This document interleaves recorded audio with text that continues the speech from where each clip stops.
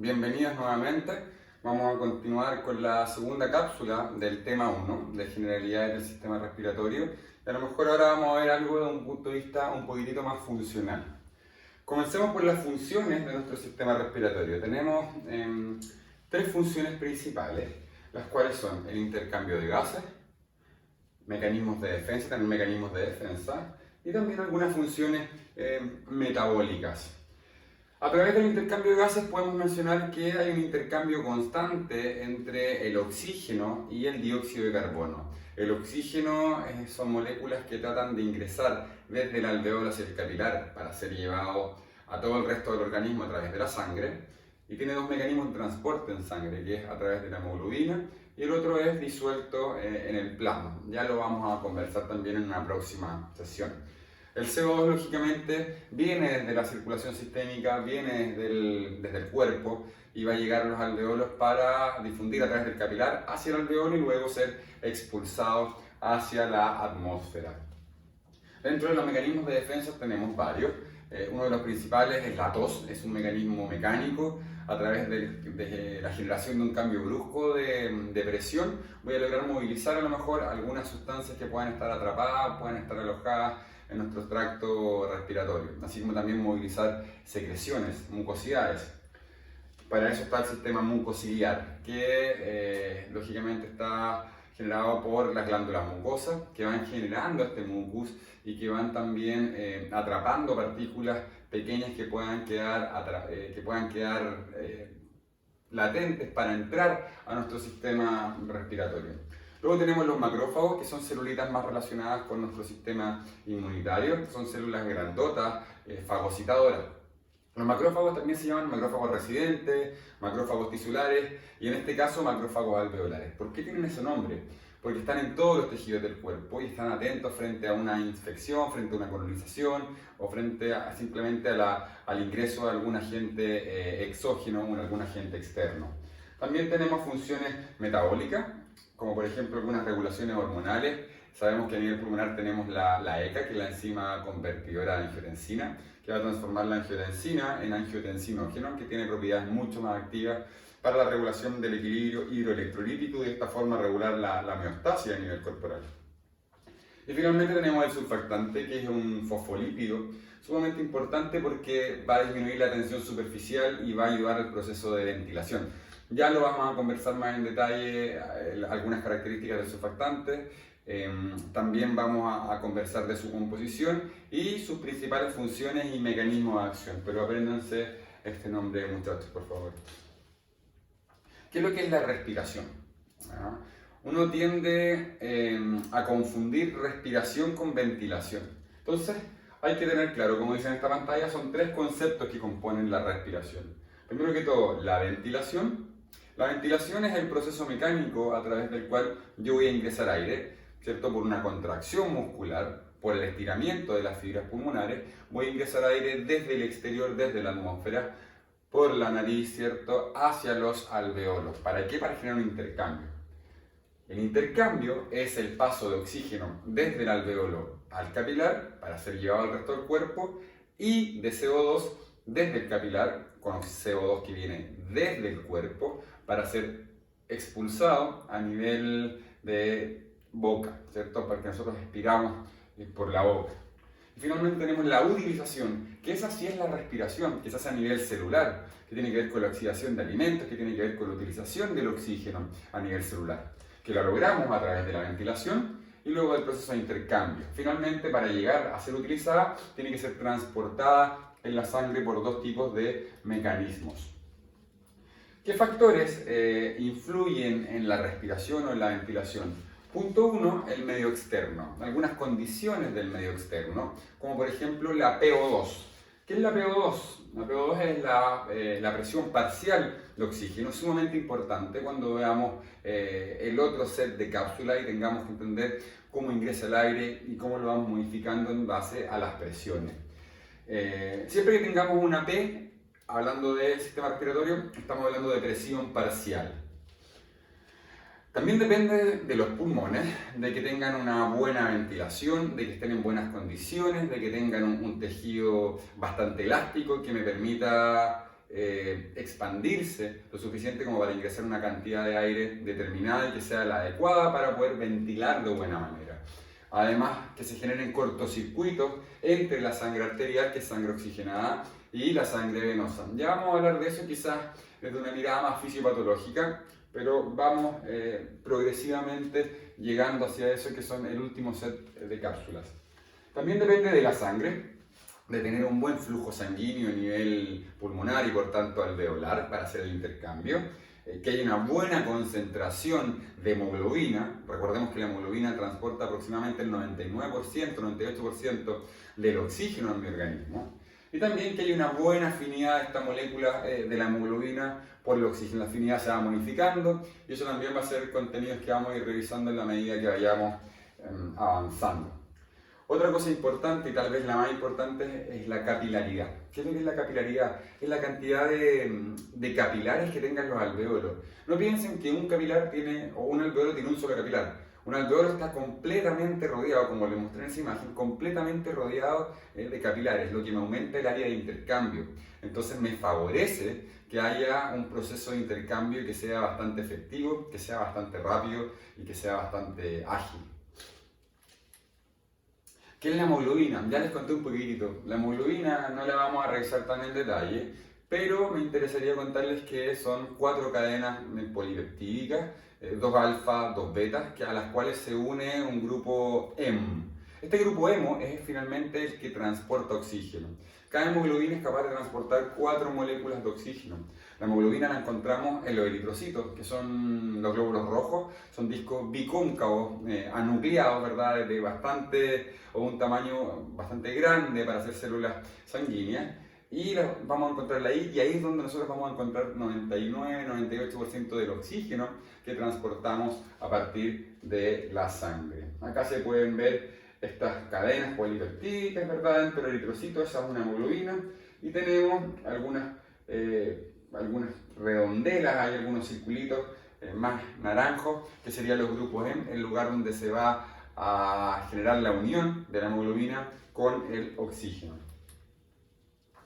Tenemos que hablar igual de la composición del aire. El aire atmosférico se compone principalmente de nitrógeno, que son partículas que nosotros no vamos a utilizar demasiado, pero sí favorecen el proceso de intercambio porque me ayudan a generar una presión. El nitrógeno corresponde a un 78% del aire atmosférico.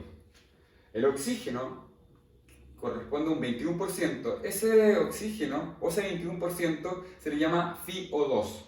La FiO2, ¿qué es lo que es? Fracción inspirada de oxígeno, que corresponde al porcentaje de oxígeno que tiene el aire. Eso es FiO2. Nosotros cuando inspiramos a nivel atmosférico, estamos con una FiO2 de 21. Una forma de modificar esa FiO2 es generándole una asistencia respiratoria al paciente. ¿Cómo? A través de oxigenoterapia. Si yo le pongo una mascarilla con oxígeno, su FiO2 va a aumentar, significa que va a recibir más de un 21% de oxígeno en ese aire que está ingresando. Además tenemos 1% de otros gases, dentro de los cuales encontramos el CO2, algunos gases nobles, y también el vapor de agua, que va a depender mucho de la zona donde nos encontremos, del medio ambiente, y eso puede modificarse incluso llegando hasta un 7% el vapor de agua. Sabemos además que cuando nosotros ingresamos aire, lo tenemos que humidificar, lo tenemos que calentar para poder llevarlo hacia nuestro tejido pulmonar. La ley de Dalton, que es la primera ley física que vamos a revisar, establece que la presión total de un gas, por ejemplo del aire atmosférico, es igual a la suma de los gases que la constituyen. En este caso vamos a tener que sumar la presión parcial del nitrógeno, sumar la presión parcial del oxígeno y la presión parcial del resto de los gases, que era apenas un 1%.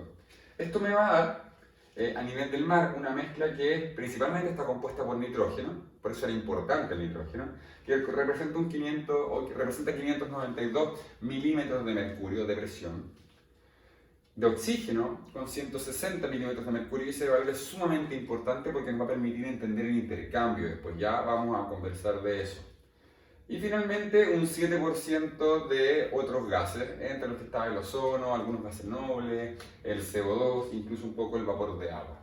Entonces el Dalton nos dice que la presión total de un gas tiene que ser la suma de cada uno de los gases que componen esa mezcla gaseosa, en este caso el aire atmosférico.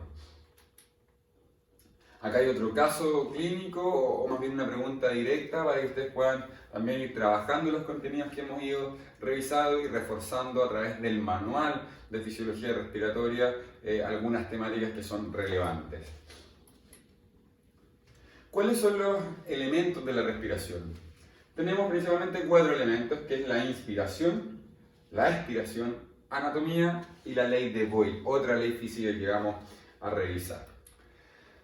De la inspiración tenemos que entender que es un proceso activo porque tiene contracciones musculares, por lo tanto genera consumo de energía. A través de estas contracciones musculares yo soy capaz de aumentar el diámetro de la pared torácica. De esta forma vamos a generar una caída de la presión y por consiguiente un ingreso de aire desde donde hay más presión a donde hay menos, en este caso de la atmósfera, hacia el lugar de una presión subatmosférica que está dentro de los pulmones.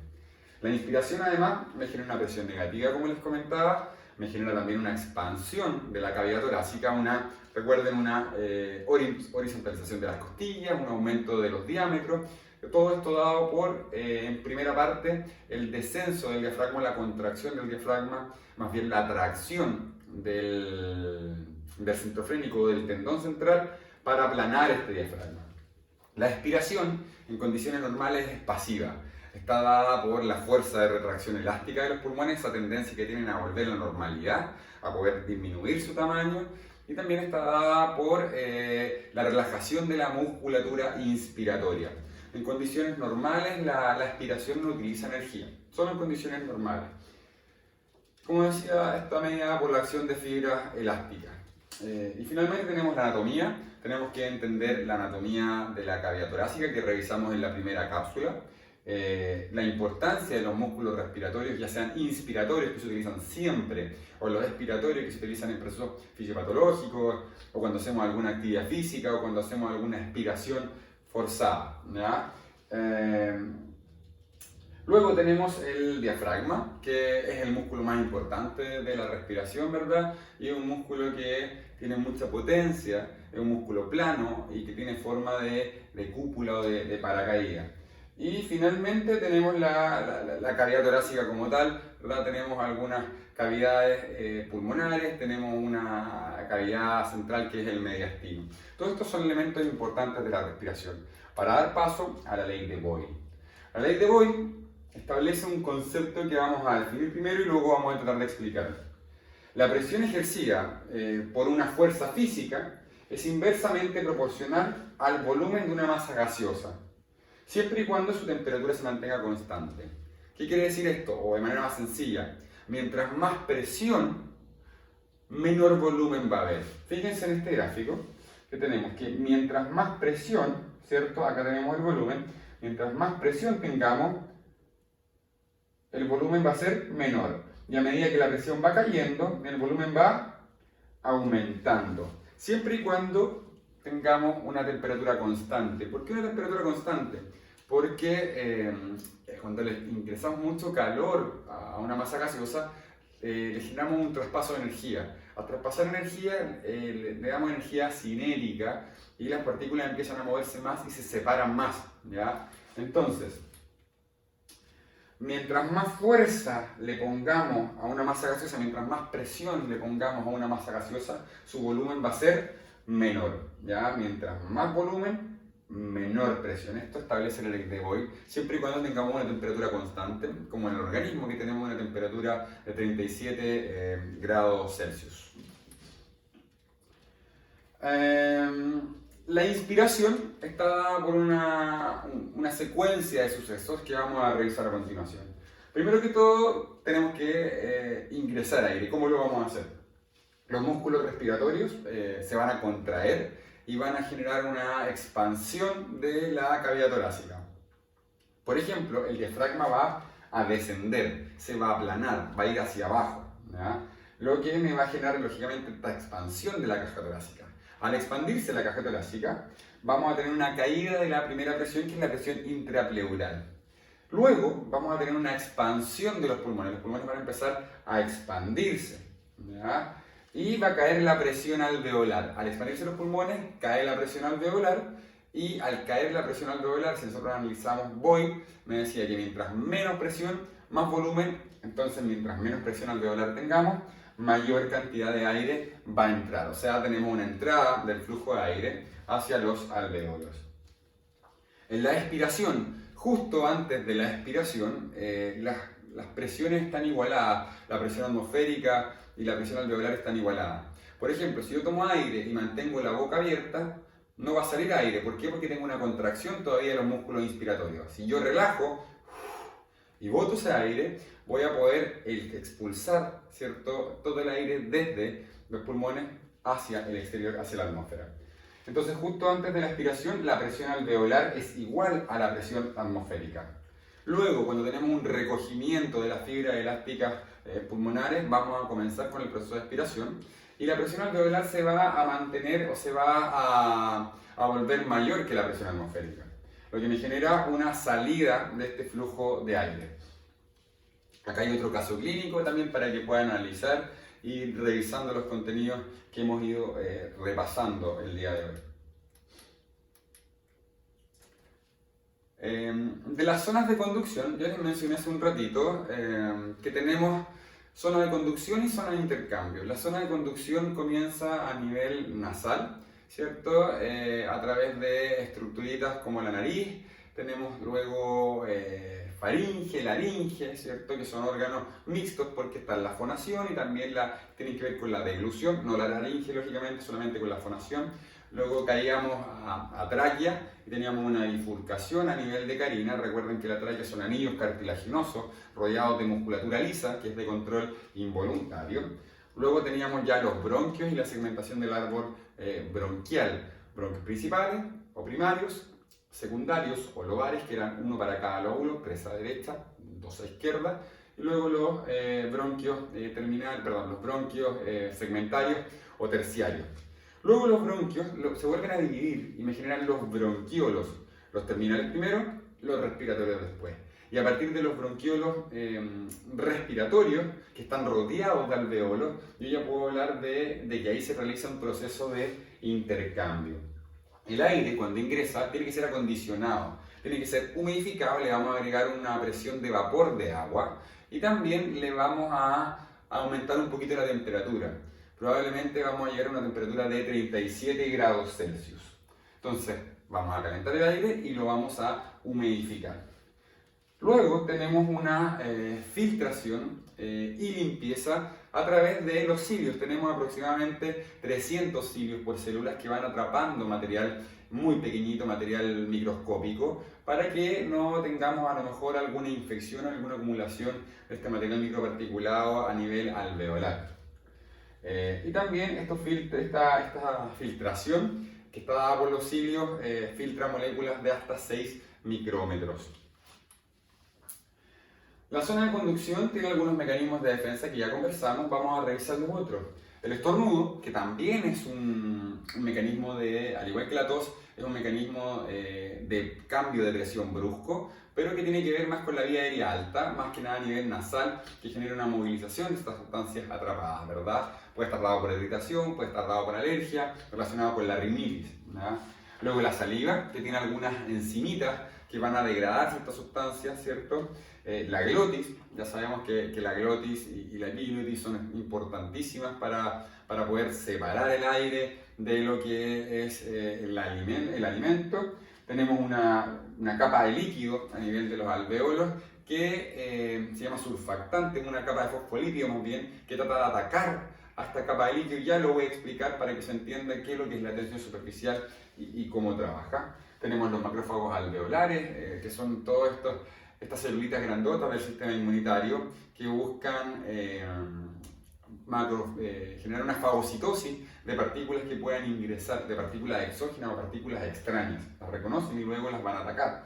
Tenemos un reemplazo continuo de epitelio, constantemente estamos cambiando el epitelio pulmonar. Y finalmente tenemos algunas inmunoglobulinas locales como la inmunoglobulina A, que también son estructuras que tienen que ver con el sistema inmunitario. Ya hablamos de la zona de conducción, Hablamos también del acondicionamiento y también hablamos de la filtración y de la limpieza. En general, ya dijimos o establecimos que la zona de conducción es hasta los bronquiolos terminales. Se habla que a partir de esta subdivisión que está acá, de los bronquiolos terminales, de la 17 en adelante, ya tenemos una zona de intercambio en donde va a haber una barrera hematogaseosa, una barrera alveolo capilar, en el cual va a difundir el oxígeno hacia el alveolo, perdón, el oxígeno desde el alveolo hacia el capilar y el CO2 desde el capilar hacia el alveolo para posteriormente ser expulsado. Esas son las generalidades del sistema respiratorio, muchachos. Espero haber cooperado en su aprendizaje, espero que haya quedado relativamente claro y que puedan ir de a poquito en conjunto con el manual, con los diferentes textos y los diferentes artículos a los que puedan tener acceso, ir complementando este conocimiento y consolidándolo. Será hasta una próxima oportunidad, muchachos. Que tengan una muy buena jornada.